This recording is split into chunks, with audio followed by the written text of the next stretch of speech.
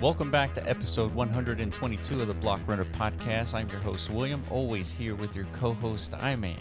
What's up, everybody? And we got a couple of things to discuss. Of course, this is a podcast, so we're going to chill a little bit. It's been a hectic week after 1 week, or actually 1 week after the 1 year anniversary of Roe v. Yeah. I think that happened after our last podcast recording, but a lot of you guys probably aren't even aware of Roe v's, dude. I think that's true. During the development of Roe v's is like our blackout period for this podcast format. Yeah, actually, there was too many things happening at the time That's to continue part the of podcast. Exactly. It was like a lot of business things, a lot of personal things. Yeah, and developing a whole new project. Yeah, developing a new project. Yeah, which was our attempt at capitalizing on PFP mania.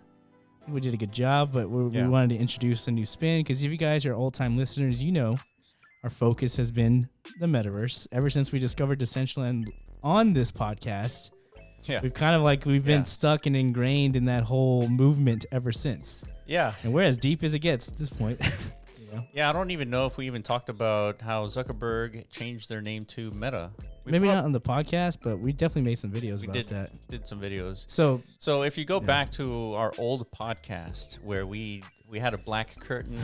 That's true. And we were like in a hole. It was total ass, in other words. We were asking ourselves, does it make sense to stick with the metaverse? Like, are we crazy or is everyone else crazy? Yeah, because during those times, while we were fixated and obsessed with the idea of this whole virtual renaissance possibility that nobody else was talking about at the time, everybody was busy, flipping food coins from being spun up from DeFi forks and stuff like that. And the first NFTs were popping off, Top Shots and art. 2D art to be specific, Thank you, Beeple. Beeple and Fuocious, they were taking off. Yep.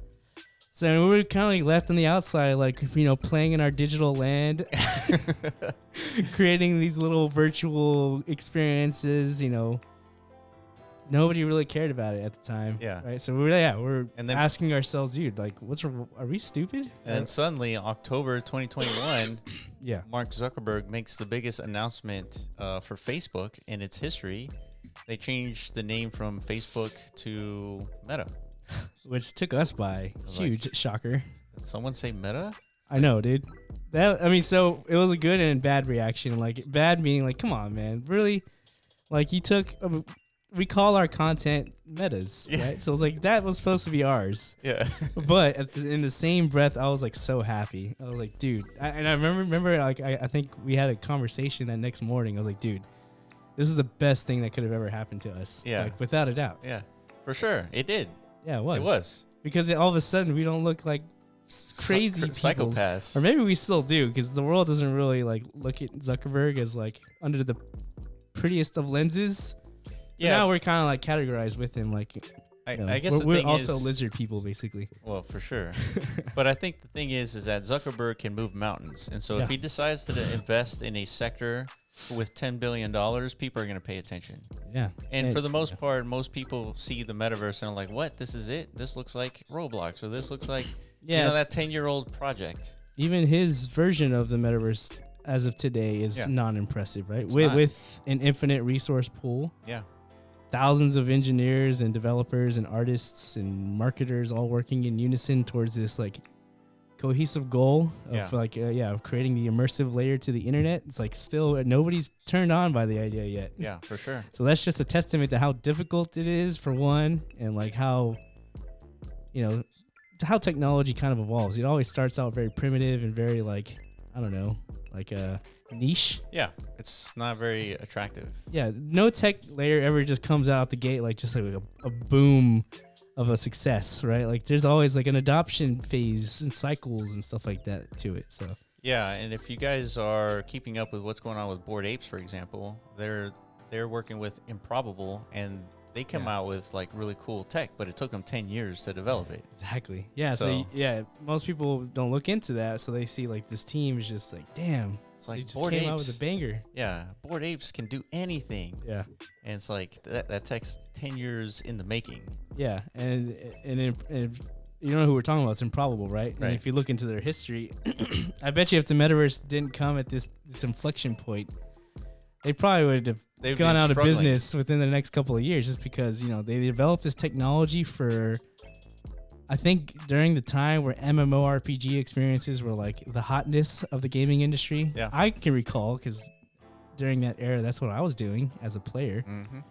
But the gaming industry kind of navigated to a different direction, and there wasn't as much, I guess, utility for their technology. And if you look into it, dude, they're burning quite a lot of liquidity For sure. annually, right? With no revenue. Any R&D project is going to be very expensive, and you have to allocate a lot of funds to actually break ground. Yeah. And they certainly have.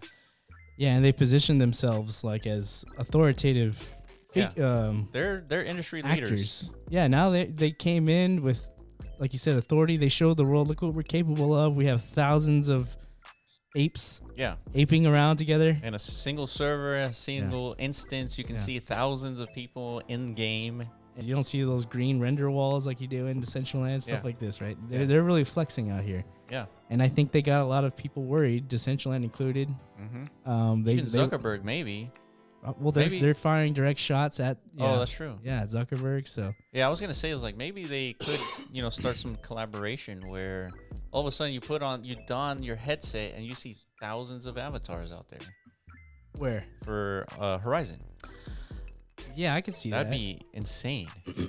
You think? I mean, so you think that's going to be like a standard expectation for all metaverses, or? Well, I would think so. I mean, if you go to any other country, you see thousands of people, right? It's like it should but not be all no at different. once. But I guess if there's like events, like concerts, like airport, there's thousands of people there. Schools, there's thousands of people there. Yeah, you're right. Yeah, so I mean, it's pretty common. You're right. So population density is a critical component to. And think about it. Any metaverse, it's a pretty small, confined space in any regard. Yeah. So you should be able to see thousands of people if it's attractive enough, right? Mm-hmm. So having said that, Improbable, because they spent 10 years developing it, and they have such a lead. Yeah. When it comes to like at least the tech stack. Yeah. And how developers should design their metaverse. Yeah, so it's definitely going to be part of our initiative just to keep our eyes on their progress with the other side, and we've been looking into it. In fact, I think Dahlia bought her first piece of land. Did she, or did she not? I think she's planning on it. Okay, yeah. So she's looking into it just because she's understanding the value of the other side. Like they're really trying to prove something here with not just the tech layer, but also the economic side of things. And I think the founder, he's a very interesting guy, Narulo. He's actually has a book that he's going to release in October. Yeah, we're going to start a book club because of this. Yeah, we should do a book review. A book review, yeah. On the podcast. Because, I mean, I think it's titled Digital Societies or Virtual Societies. Virtual Societies, yeah. Dude, that's right up our alley, man. Yeah, that's our jam. That is our jam. So I got to know what he thinks, what the virtual society is going to look like, because that's what we're focused on. It's enabling that, Yeah. So in other news, another guy who's saying similar things. Mark Zuckerberg was interviewed by Joe Rogan. Yeah. And I've only listened to about half the podcast. It's 3 hours long. It's really hard to listen to a whole podcast, dude. It is. Well, that's why we cut ours down to 1 hour. Yeah, we used to do almost like 3 hours. 3 hours. 2.5 to 3. I don't know how we did it. I guess because everything was so fresh. Yeah. Everything was so fresh. I think the bear market had a lot of activity, so there's a lot of stuff to talk about. Yeah, you know what else?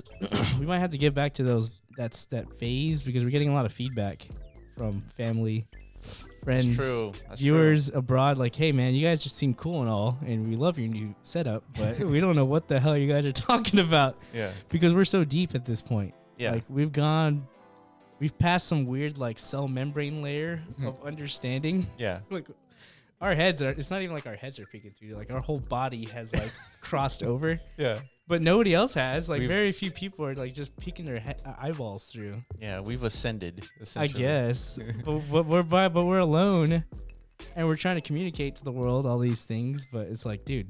Yeah, and part of the motivation of the podcast is to first explain really complex things, but also identify problems within the industry, the crypto industry. And opportunity. Find solutions, which presents opportunities, which is not investment advice. However, it is something to think about in terms of, like, understanding how big of a problem is and then seeing the solution. Yeah, and positioning yourself however you see fit. Yeah, I mean, whatever. It's up to you. It goes back to the internet days in the late 80s. Yeah. To the early days of the computer. Yep. And having access to purchasing stocks. Yep. I mean, it was if you knew all those three things, you'd be a multimillionaire today, right? Easily. Yeah, and it doesn't just have to be the purchasing of speculative assets, instruments. It could just be you see this technology on the horizon, this new paradigm of human experiences, whatever. This is an opportunity to learn like a whole new career path or skill. Oh, absolutely. Like you said, early internet, dude. If you're like entering your mid ages and you're aware, it's like, dude, this internet stuff's gonna change everything. Maybe I should pick up a computer and learn how to it's like put some code in it. You know what I mean? For sure. And if you made that decision 20, 30 years ago, I bet you it paid handsomely dividends, like as far as a career by now. Oh yeah. So the same thing is like we're putting out there trying to make people aware of the metaverse inevitability. Yeah. So there's a lot of different like vectors of participation outside of just buying stuff, right? Absolutely. Yeah, we keep talking about the metaverse. The most important skill here are two things: programming and 3D modeling. What else? Communication skills, I guess. Yeah, like community is gonna be incredibly important, and we just got off a call with our own community, which was impromptu as fuck. It was amazing just to like hop into the Discord. Yeah, and the community's just churning away on their own, and like they're coming up with their own formulas of their own strategies of like how to optimize everything that's going on within their own communities. It's like, dude, what the hell? So you're right, communication, organization skills, just pure hustle, all these things, right? Yeah, mentioning just listening to that call, it just reminds me that there's actual activity happening outside of our own world, dude. I know. It's wild. Yeah, that's what I'm saying. We don't spend enough time peeking out that membrane, dude. Like we're locked into that cell. Yeah. So, and then so we're getting feedback again, like from family and stuff. So, in other words, we probably have to start over at some point with this podcast. Yeah. And like go back to the roots, the basics. Yeah, and like, literally, like what is money? Well, dude, this is my jam, dude. I love talking about this stuff. We used to talk about that stuff all the time because, Bitcoin was the focus early on, right? Yeah, it was. And so the question is, if you're listening, whether on YouTube, you're watching us on YouTube or listening to the audio version of the podcast, let us know. Hit us up on Twitter. Also, subscribe to our YouTube channel. We're almost at 10,000 subscribers. So please subscribe and let us know what you think about actually going back into the fundamentals of why crypto is important. Yeah, why should it matter to you, right? Like, you're a human on Earth. You were born. You didn't choose to be born, but you were. Yeah. And at some point in life, you became old enough and aware enough that, like, dude, like you're trapped in some system of economic system, whether you like it or not. Like, either you participate or you're on the streets, dude. Yeah. Like, you're living a very unpleasant life. So why? Yeah. Why am I in this situation? Who the hell put this in place? Like, they kind of like just forced it upon my existence. These are things that need to be understood if we're going to figure out like what's the future of the metaverse, right? The next stage of humanity, of human economic, human participation, right? Like we got to figure out like how we got here in the first place, right? Yeah, so let us know if you think we should talk about that, because I think it's important. Yeah. I just don't know if our audience really thinks we should go through all that. Well, you mean like our audience just wants to know like how do I get rich quick type Basically, shit? Yeah. That's another thing of feedback we heard too. From the same breath of like, I don't know what you guys are talking about, and also how do I make money from the things that you're saying? Yeah. And I understand all of that, because at one point in time when I first got into the crypto space, that was my only interest, right? Yeah. I got in because I bought Bitcoin in 2014 because of the Joe Rogan podcast. Andreas Antonopoulos, he was a guest. And 2014, after like the boom and bust cycle of 2013, it was like Bitcoin's first real notable like bubble moment. It captured some people's attention, whatever. And then I heard the podcast. He was talking about like it's a new potential financial system that's digital. It was made by some obscure entity named Satoshi. Nobody knows who he is, if he's still alive. Yeah, very captivating story. Like, dude, this is crazy. This is like some Matrix shit. Yeah. Yeah. So I was like, let me go figure out if I should buy some or not. Yeah. And it was 2014, right? So it was like the most non-intuitive process just to get Bitcoin. Yeah. Nowadays, it's like super easy. It's an app. Yeah. Yeah. But my thinking at the time was like, okay, obviously I missed the wrong thinking. I didn't understand markets back then. So I was like, okay, I missed the boom of Bitcoin. It's over. Yeah. It's never going to go back up again. Yeah. Right. That was when Bitcoin was like about $100, $300. Yeah. Because it peaked up around 1,300, I think. Yeah. And then it crashed to like about $100. Yeah, so this is like mid 2014. Yeah, like Yeah. around 100 to 200 is like where it was like, bouncing in between. Yeah. But my intention was not to buy Bitcoin. I was speculating. He's like, oh, I heard there's these other altcoins. That's what Andreas was talking about. There's Litecoin and probably like early Ripple. yeah. I don't think Ethereum existed at the time, but there was something called Darkcoin, and I was like, I want it just because it sounds cool. Yeah. But eventually it ended up becoming Dash. And I bought $50 worth of Bitcoin, which if I wanted to use that to buy Dash, but I couldn't figure out how to do all that, so I gave up. Yeah. But if I would have made that $50 swap from Bitcoin to Dash, that would have been worth like 30 grand. Nice. By 2017. Yeah. But of course I didn't do that. I left it in Bitcoin. But still, I came back 3 years later in 2017, and I saw that $50 purchase of Bitcoin ended up being roughly around 400. Yeah. Yeah. So that was it. That was it. That was the aha moment that clicked in my head Yeah. in 2017. It's like, dude, this is like, I was wrong in my assumption of like Bitcoin will never go back up, because it was. Yeah. And then it introduced me to markets. Like, there's cycles here. It's like, this is something I need to be paying attention to. There's the questions your relatives are asking is like, how do I make money? Yeah.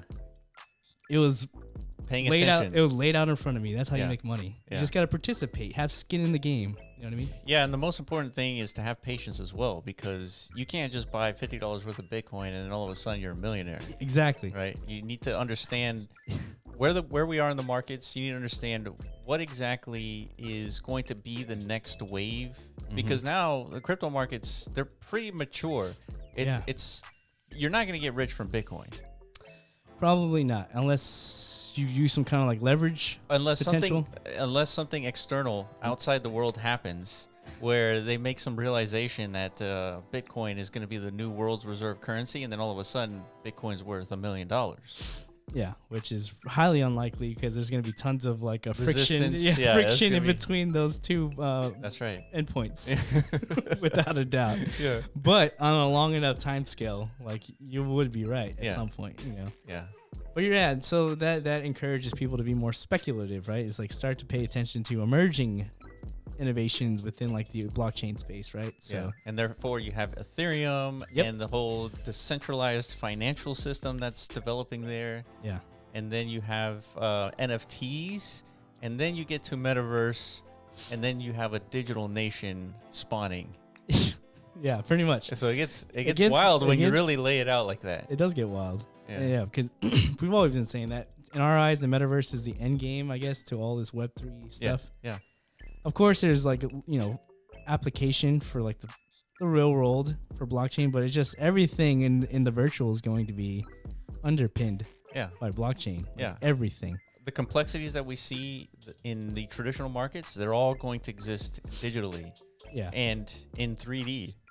Yeah, and the reason why it's so important is because a lot of the value in the economy that has been bred from like our physical existence is like determined by factors beyond human control, right? Like physics. Yeah. Like the Earth came about not because we decided it to come about, just like these physical forces like constructed this perfect ball with the perfect conditions in order for us to exist on, right? So. And because of that, we leveraged how to we discovered resources and we figured out practical uses for these things, and we built economies off of that, right? Yeah. Nobody programmed this. We invented a technology. Yeah. I mean, it took us a long fucking time to get to that point, and a lot of people had to die for us to get here. But the point is, if we're going to try and replicate like these value systems in a virtual sense, then the only way to do that is just to inject these kind of like these limitations of like things like scarcity, and verifiability, things like that. And the only way to do that, as far as we know, is through blockchain, Mhm. right? So it has to be the base layer to everything for the Web3 ecosystem. Base layer to everything digital. Yeah. Yes. Digital renaissance age, I guess. Right. And so we're gonna see a renaissance for music, Yep. right? Digital music as NFTs. I'm not exactly sure how that's going to be. I yet. have a few ideas. I guess I could speculate. a digital publishing platform, perhaps. But See, the problem is, yeah. And then every time I think of like an idea of like how you could do this, immediately I start to think like at some point these are going to be considered securities. oh yeah, You know what I mean?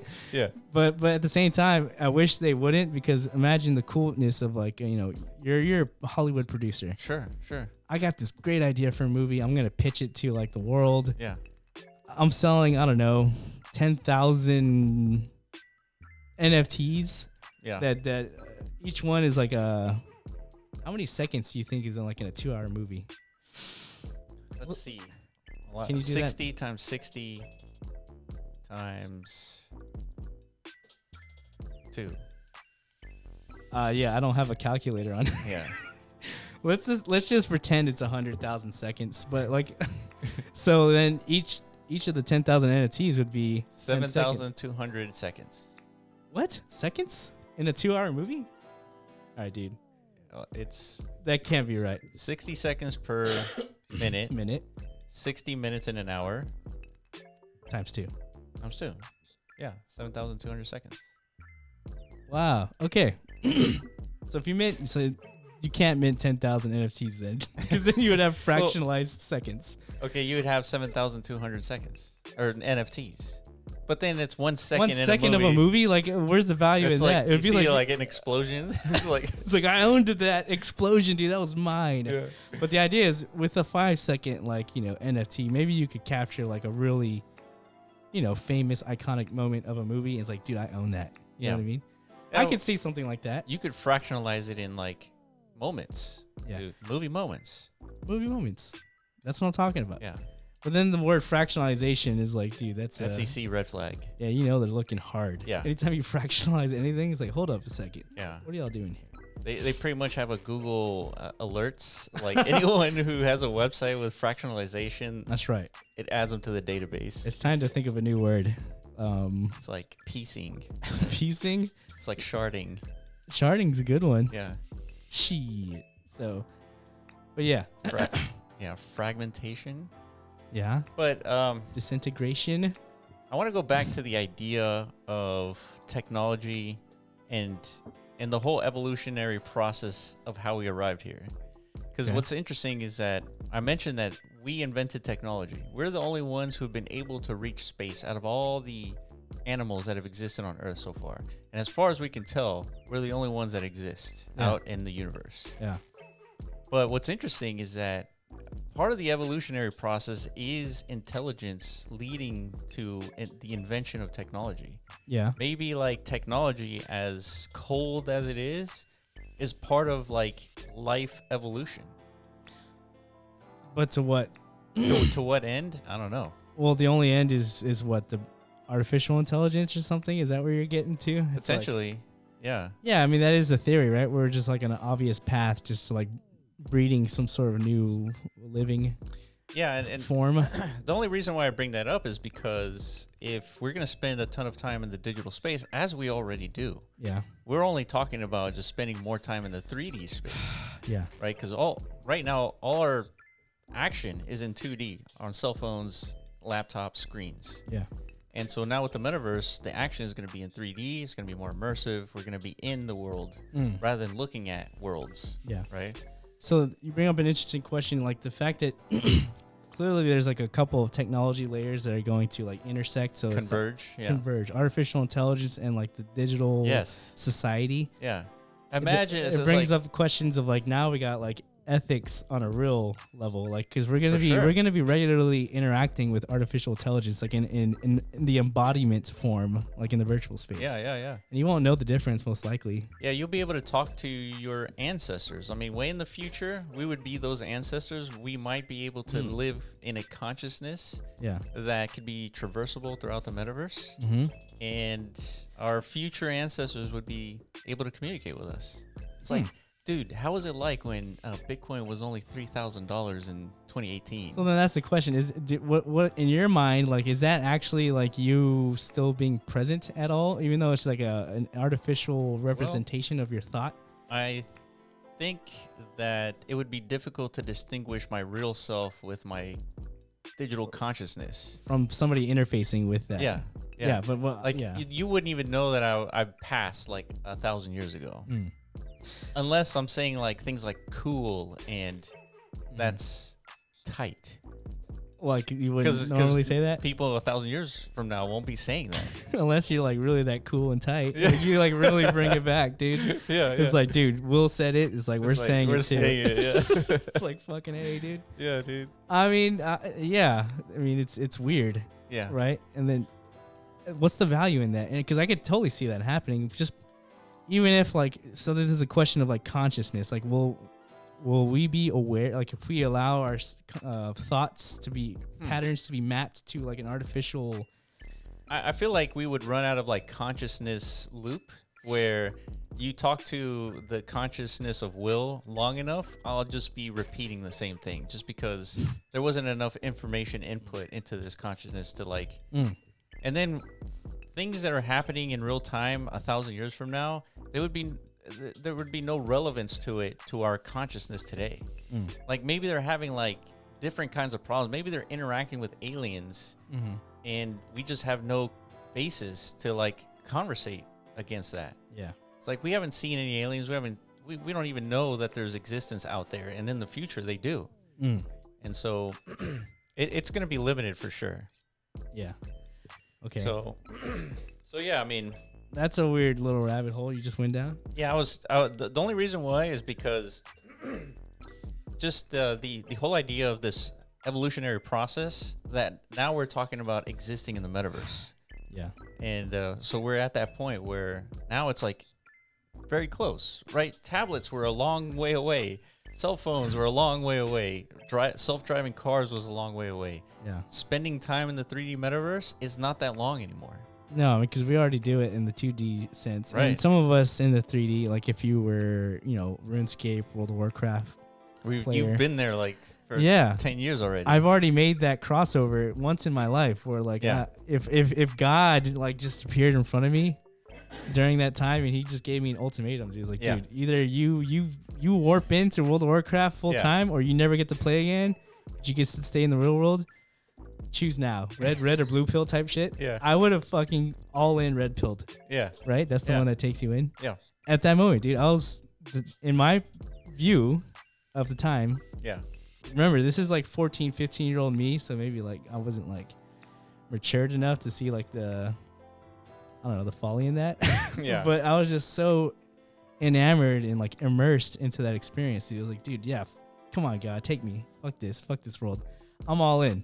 So I understand like the potential of that, and because through whatever life events, like I was just chosen, dude, to be like part of that whole experience, right? So it's weird. It's like I caught a glimpse of the Matrix by playing that game for a decade. Yeah, you know what I mean? Like it's possible for us to create such robust and valuable virtual experiences that it takes priority.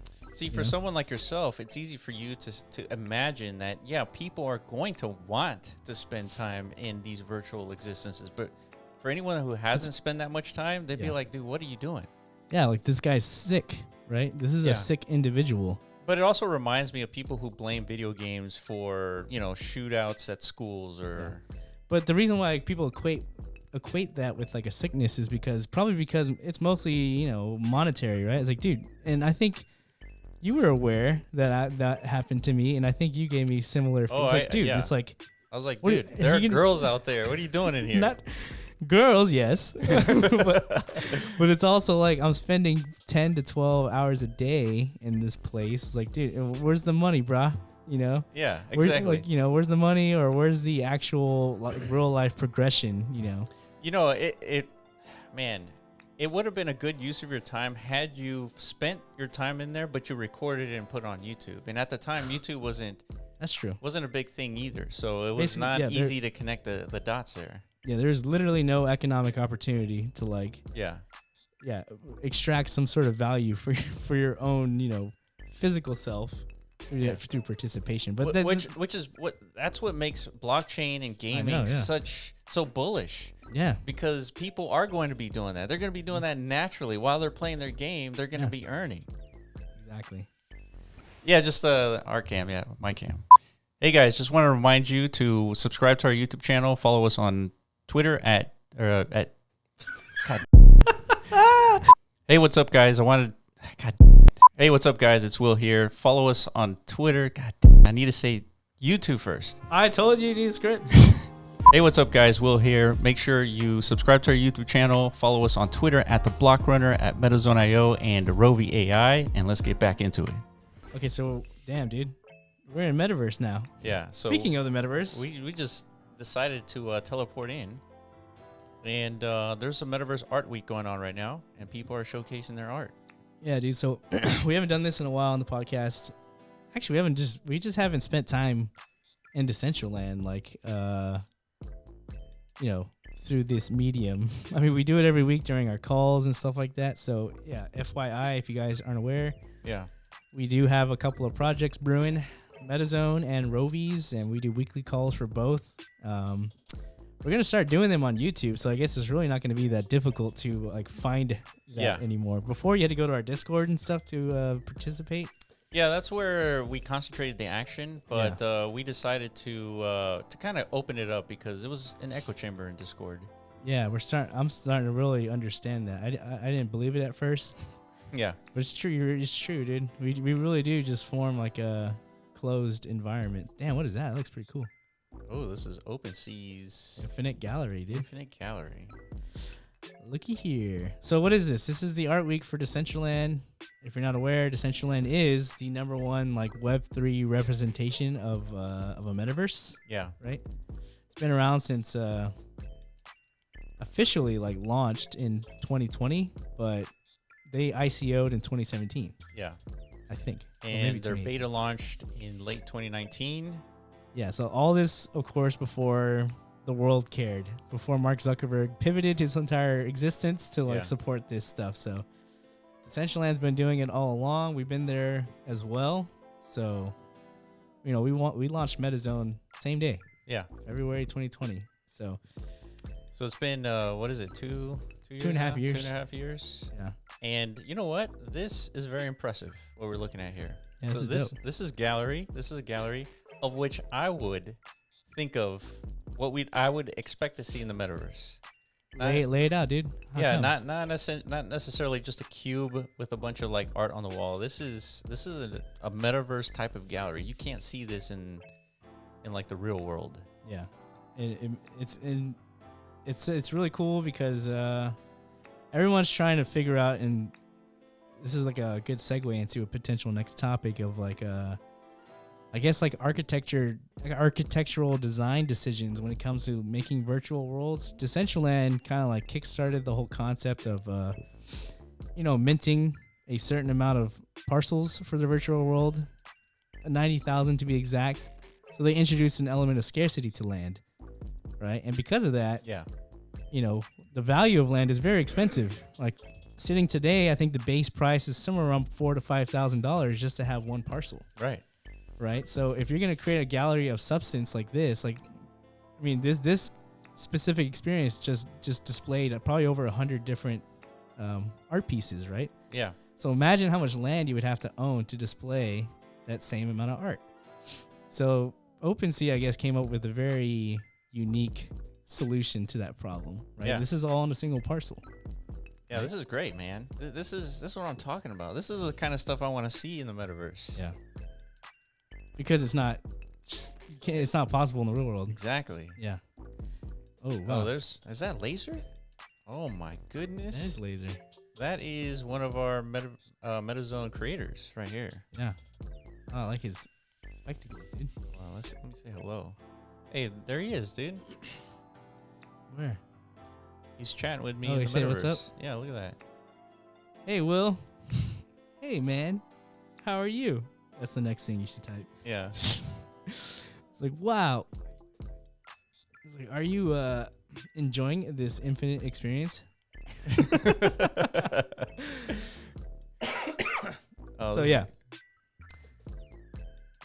Okay, yeah, we're just kind of like enjoying this. Okay, we're gonna accept. Man, really impressive. So, yeah, so this is Interesting because this is the issue with like jumping into the metaverse. We never lose know train what of thought, and then you never know who you run into. But be honest, dude. I think you came in with every intention to like not be impressed, right? Just because, I mean, let's be real. I mean, we've been doing this for a while. You can go back and watch our original. Whenever Decentraland launched, we recorded a podcast immediately after. Yeah, and we gave our honest thoughts and feelings and opinions on the launch, and people really appreciated that. Yeah. You know, it's good to hear like genuine reaction to things, not muddied.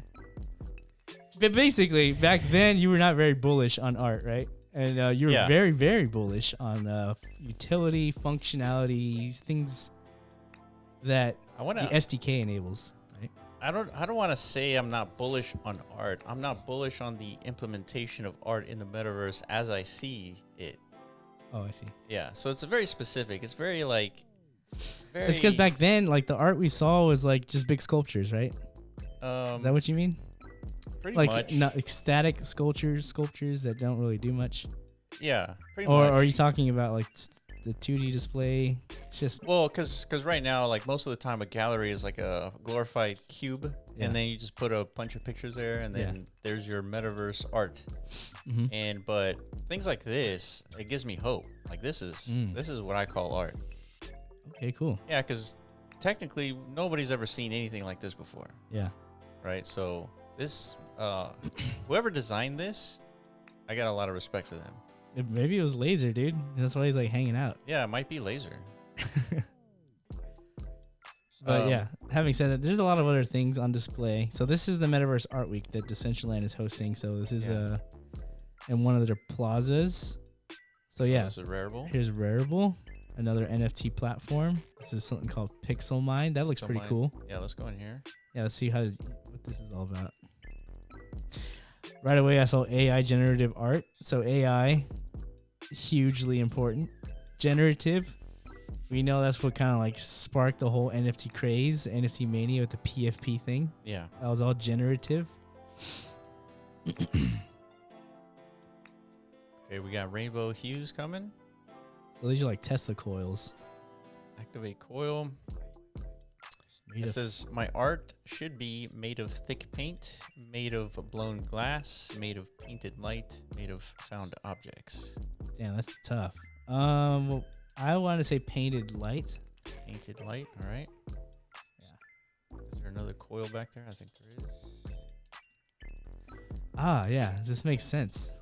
Okay, I'm in the mood for happy artwork, sad, crazy artwork, or ecstatic artwork.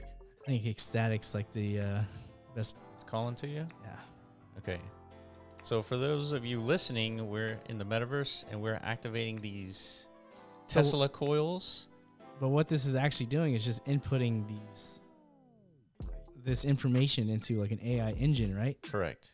Yeah, because we've seen this process before. One of our artists on our team showed us this technology, this AI generative stuff. Yeah. She's a 2D artist, and yeah, literally you could just like type a sentence to this AI and like give it a few hours depending on your hardware, and it's gonna spit out some like really crazy image. And it looks really cool. Yeah, it's like, dude, what? Yeah. But and it's sourcing what to create based off of the internet, I guess. All the data gathered from, I guess, Google. I don't know. Yeah, so. Yeah.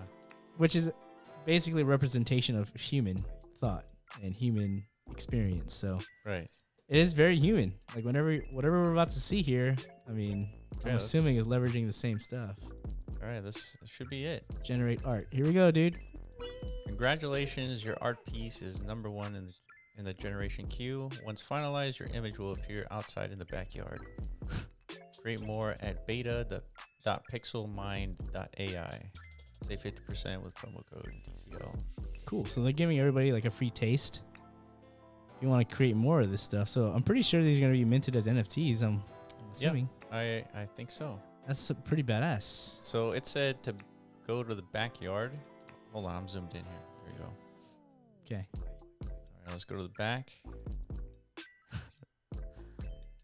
Imagine if it was just like a wiener or something like that, dude. A wiener. It's just like one giant elaborate troll, dude. Yeah. That would be pretty cool.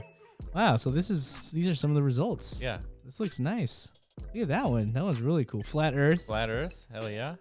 Flat Earth Society, rise up. So which one's yours, dude? I guess we don't know, huh? Yeah, oh wow, look at that. Fucked up face. Waves of despair. Yeah. It's kind of like the crypto markets. But there's hope. There's a door up there. Oh damn, dude! The optimist always finding like the single ray of light within like the darkness cube. Yeah. This is a distortion of reality. You know. It's like an egg in the universe. Yeah. Black holes. So I don't know which one's yours, dude. I don't think any of those are yours. Yeah, I don't think so either. But I mean, these things take forever to generate, I thought. So it depends how complex it is. Mm. Yeah, the thing that Haley was working on was way more complex, and yeah, because the input was infinite. Like you could type in anything. Oh, I see. This was like it sort of navigated you to what your options were. So it has like a pre-selected like, library, I guess, or something. I don't know. I think so. That's pretty cool. So yeah, this is just a showcase of what's going on in the metaverse. There's still a lot to be built, a lot of primitives that are missing. We think the DeFi space is going to be here eventually with our help, most likely. Okay. DeFi, I mean, the question is like, yeah, what is supposed to be, what is the experience you're supposed to expect if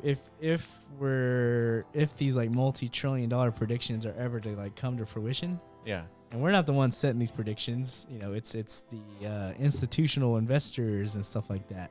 Yeah. What do they see? What are they like expecting to see when they log in? Right? Is this it? Is this enough? Definitely not. Definitely not. But this is still like a very important part of it, right? Like look what you're witnessing here. This is if it finished. Oh, look at that. Oh, yeah. Let's go down there. Congratulations, your AI generated art piece powered by Pixelmind is complete. Dude, that's really good. Good timing. All right, let's see what I got here. All right, let's see.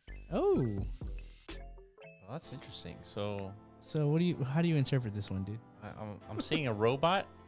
Was it facing you or facing away? It's facing away and it's turning his head to the left. Okay. And then it's like holding hands with like a bird. What the? Oh, I see the bird. Oh, yeah. It's like a psychedelic robot by lightning to make it alive. No, it's like a galactic wave on its way, and he's like saying his last goodbyes to like this little Tweety bird. Yeah. He's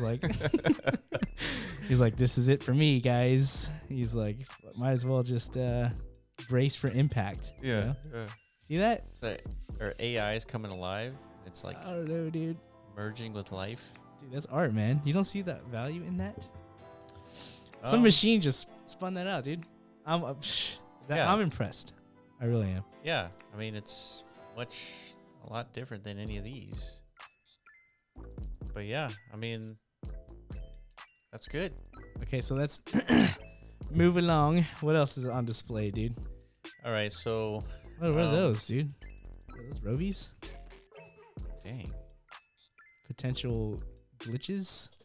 It says open. We're opening.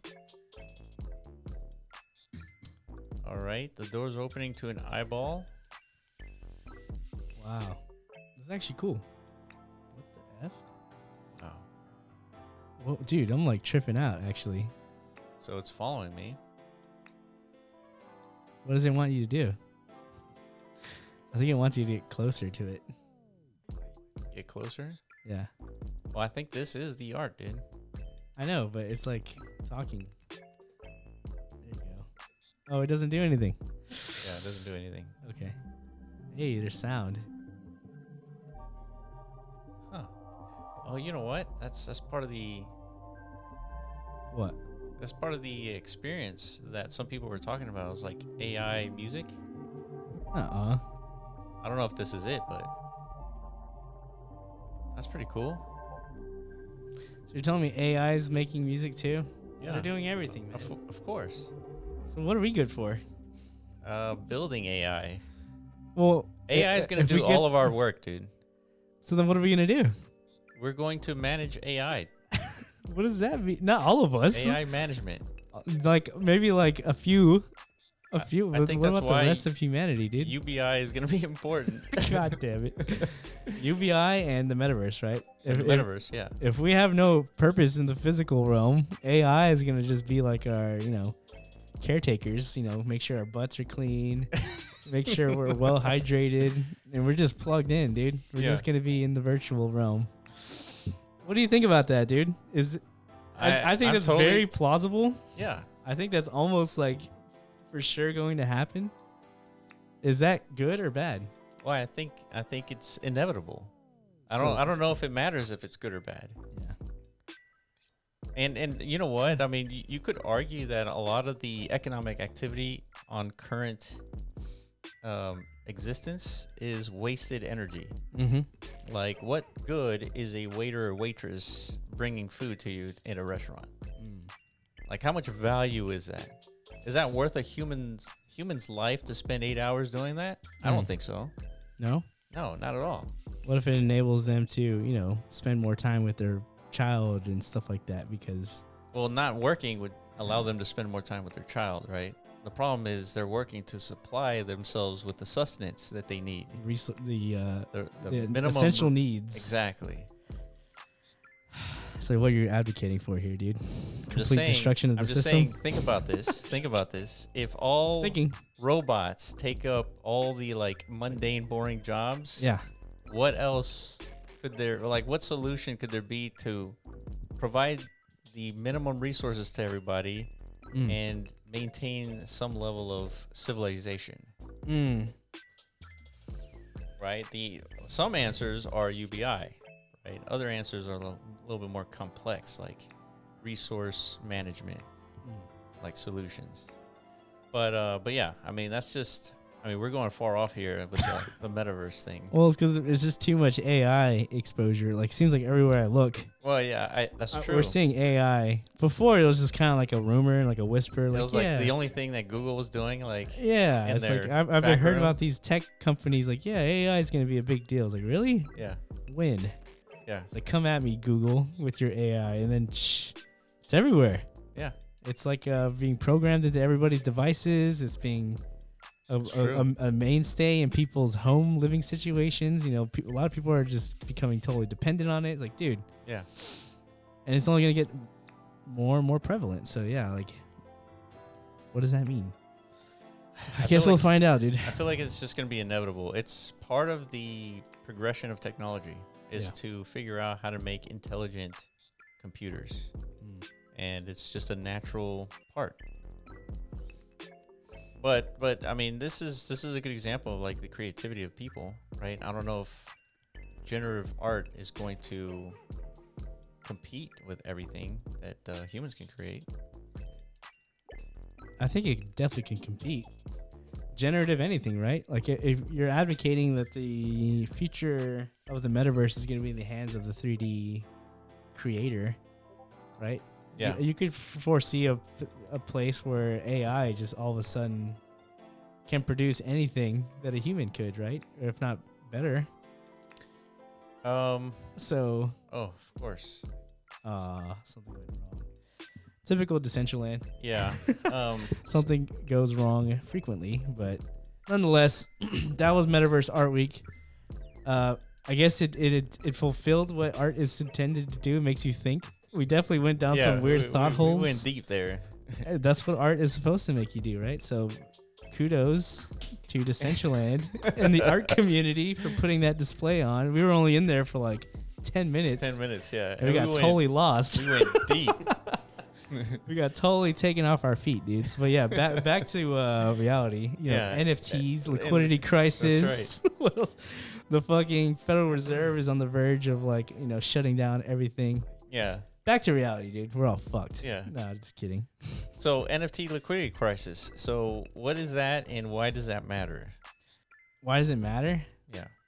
Well, I think it matters to, again, like to all the NFT bag holders out there that can't. Yeah, there's shake. a lot of new people who probably just got exposed to these markets last year. Yeah. And in the middle of like the hype of NFTs. So this is a harsh reality. I think people are being, are encountering and like learning how to deal with. It's like, hey, hold on a minute. How come all these things that were so popping 6 to 12 months ago, nobody wants to buy them from me, right? That's called a lack of liquidity. And if we were around before this bull cycle, which we were, we were aware that there was a liquidity crisis in the NFT markets because that was before the boom, right? So we were holding wearables and stuff in Decentraland, but we were struggling to find liquidity sources for these assets. So we were already asking the question way back then, dude, like, what's the solution to this obvious huge problem, right? So we did a video on SudoSwap. Yeah. And there's a technical solution. So here comes the value of the podcast and the value of our videos is you just outlined the problem, no liquidity. Yeah. And here's a project called SudoSwap solving that problem, which is automated market making, which is providing liquidity for NFTs. Yeah. So what it does is essentially it allows anybody to create a market of a given NFT and providing an ETH liquidity pool to give it liquidity so that people can opt in to purchase either the NFT assets or add NFT assets to that pool and take some of that ETH in return. So ultimately it's a liquidity provider, right? It's the Uniswap for NFTs, and it does some of the function. It does solve some of the problems, but not all of them. I guess the main problem is that when you have an NFT, the idea is that one NFT is unique from the next NFT in a given collection. Yeah. And if you decide to pool all these NFTs together into a single liquidity pool, then you lose the potential of identifying the value of one NFT versus another. But what it gives you is if you could end up selling those NFTs at a lower price to potentially get some of the liquidity out, rather than just waiting for somebody to come in. Yeah, because another interesting thing we're starting to kind of like, I guess it hasn't been proven yet, but maybe we're starting to. There's potential for this to actually be reality. Is like the blockchain industry is starting to mature to the point where there's like sectors that kind of like boom and bust independent of each other. Like the DeFi sector had a boom and bust period. Independent of crypto, independent of NFTs, and then it kind of settled down. It gave the NFT sector like it's a whole new opportunity to like take center stage. Things like this, right? So we're gonna see if that still maintains, like, which is gonna be very interesting if it persists and like different sectors kind of like have their own again like individual boom and bust cycles. Because so if that's the case, liquidity is going to be incredibly important because, if DeFi pops off in the next 3 to 6 months, while there's no liquidity present in the NFT markets, it's going to be a lot less. Because people are going to be siphoning even more liquidity from the NFT markets, like to participate in DeFi, because that's where the money making opportunities are. So I totally think that's going to happen. Yeah. So that's why this podcast is really focused on keeping a finger on the pulse on all the sectors of crypto, not just Metaverse, not just DeFi, it's all of everything. Yeah, as much as like we're obligated to keep our pulse in the Metaverse, just because that's our main sector of involvement. And at some point, the Metaverse sector, its own individual sector, will have its mania phase 2.0. The one we saw with the whole Zuckerberg thing, that was like peanuts. Yeah, it was barely a. Like Decentraland popped off a little bit. Like it lasted like 3 months and then it was done. Yeah, but it's largely because there's just not much value present yet within the metaverse. Like, but man, that's like Bitcoin popping off to like 1,300. Exactly. And then dumping to 100. Exactly. It's just that's what I mean. Like these cycles just kind of like occur independently now. Like so, I think DeFi is next, probably most likely, because it's been kind of like slumbering. 12 to 18 months sleeping. Yeah. If you just look at all the charts of all the blue chip DeFi protocols, like they've just been on clearly they've been in a winterish phase. Just kind of like, I bet you they felt a lot like how we felt, you know, when we were building in the metaverse and we had to sit there and watch them have all the fun, like the DeFi degens. Like, dude, like we felt totally left out. Yeah. I bet you they've been feeling the same way, you know. Well, they felt the same way. Well, I guess they've been feeling the same way for like 18 months, right? Yeah, that's what I'm saying. Yeah, that's true. It's their time. I'm pretty sure we're going to be spending a lot more time looking into that sector. Yeah, we have to. That's our prediction, right? Like they're going to have to resurge. And then the general crypto markets, probably NFTs, Metaverse. But that Metaverse boom, that's the one. Oh, yeah. I think that's going to just like capture the world's attention at some point. Well, absolutely. And all these big predictors are at $1 trillion, like within the next 5 years. Yeah, and the big one is once we get to that stage of the metaverse maturation where, like, you know, we start to hear headlines in like CNN. It's like, dude, this metaverse has like a multi-billion-dollar GDP. Yeah. It's like it's bigger than, you know, some country in the European Union. Yeah. And then they're forming like unions among other metaverses. Like, is this a threat? You know, like, should governments be concerned? You know, because it's like rogue. How do I tax this digital nation? How do you regulate? Yeah, they're just now struggling how to regulate, you know, a basic cryptocurrencies and stuff like that. They're only just now talking about NFTs, whether or not, you know, they need regulation. What's the proper way to do that? Do we need to spin off entire new government entities to do this? Like, I think new rules need to be set in regards to that. Yeah. I just don't think, I mean, it's that simple anymore, because now that anybody can create a potential security, I think we gotta be a little bit more lenient as far as allowing the United States citizens to participate in this, because you don't know what could come about. Yeah. And if you restrict it, you're just leaving. You're cutting yourself off. Yeah, exactly. Clearly, there's something of importance happening here, just based on the scale of activity, participation, innovation, the rate of it. Yeah. You know, everybody with a brain should be able to like just identify that and come to the conclusion that, you know, this is tremendously valuable stuff. Yeah. So yeah, if you miss out on it, you're gonna regret it. Yeah, the U.S. is pretty close to missing out. I mean, they're making some bad moves. So definitely watch our Tornado Cash video. I mean, we talk about that in depth. And our last podcast, Our last podcast as well. Pretty much fixate, because that's been the talk of the town is, you know. Yeah, I'm still thinking about it. Well, we have to. Yeah. And that's the point, because the United States finally like reared its big ugly head. As you predicted. Yeah, the big bad wolf you know, showed up, and he's like, you know what, dude, I'm not cool with a lot of this stuff, you know. Yeah. And we're just now flexing like just the smallest bit of our, you know, mighty stick, you know, just the tip. Just the tip.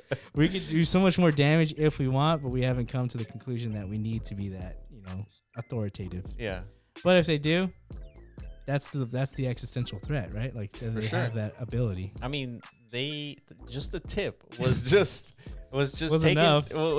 taking down a completely decentralized protocol. Yeah. A thing wiping it off of like existence. Pretty much. Except the smart contracts. Well, yeah. I mean, can't touch those. Yeah. Technically, you can still access the smart contracts, but from like a usability standpoint, everyone's a criminal according to the United States government. That's the big thing. It doesn't matter which country you're in. You're considered a criminal if you're using Tornado Cash. And not just like a big one, I think. You asked me, we only have a minute left, but you asked me back in the early days of the podcast, you asked me if the United States sanctioned Bitcoin, meaning every holder of Bitcoin is now a felon. It's like, would you dump your tokens? And I said no. And you still stand by that? I'm thinking. You know the SEC, or you know FBI is watching this. It's like we're gonna push the button. Will says yes. If he's afraid, we're doing it. Yeah, dude. What do you think? No, I would definitely leave the country. For sure. Whoa, dude. Yeah, I'd have to, just because the United States is just too old in their thinking, and it just doesn't make sense. So you don't want to stick around to see like the Yeah, there's no need. There's no need to stick around. see the fallout effects of us of And I feel like the now, I guess, empire being left behind, like pretty much from the rise of the digital age. this is what it looks like when an empire goes down. People Just leave. be stubborn in their ways. Yeah. Wanting to maintain absolute control. Well, that's why my stance and my sentiment has always been the United States has to respond this way, just because it's just too damaging to their grip on civilization at the moment, right? Yeah, it is. So it's just they're trying to maintain power, right? That's what they're gonna do. yeah, dude. So All right, that's been the podcast. Let us know what you think about the metaverse, about Bitcoin being sanctioned by the United States, Tornado Cash sanctionings. yeah, metaverse, cool or not? Is the metaverse cool yet? Are you guys? Yeah. Are we crazy again? It's like, should we have to reevaluate our sanity once again because everybody thinks metaverse is uncool? I don't know. Yeah, and if you have any questions, let us know in the comments section below on YouTube. And make sure you follow us on Twitter at The Block Runner, at MetaZone.io, and at RoviAI. And we will catch you on the next episode. Peace.